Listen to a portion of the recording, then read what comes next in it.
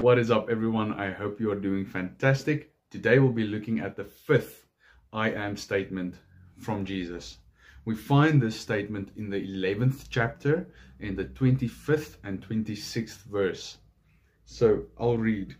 Jesus said to her, I am the resurrection and the life.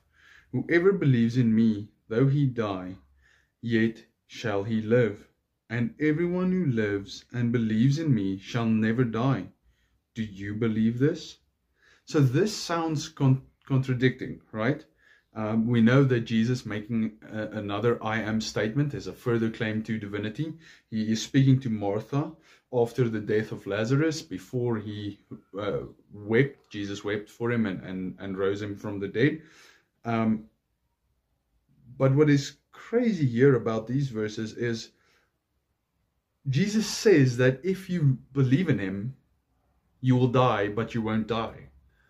How does that make sense? How does it make sense that if you believe, you will still die and you won't die?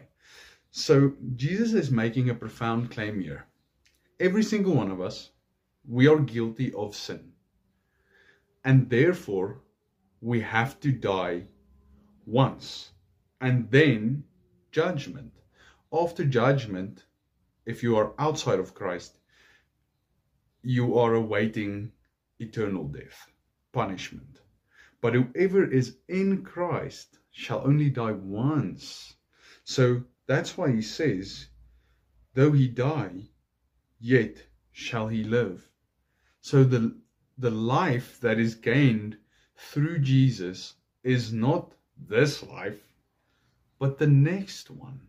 It's an escape from the wrath of God. But moreover than that, more than receiving forgiveness of sins, it is a reconciliation to God the Father through the blood of the Son by the work of the Spirit. And he allows you through this to enjoy eternal life. No more pain, no more suffering, no more death, no more sorrow, no more tears. Perfect unity and perfect bliss for all eternity. What a profound statement. I hope you learned something new. I'll catch you in the next one. Ciao. Drop a like, drop a comment, and please subscribe. Thank you.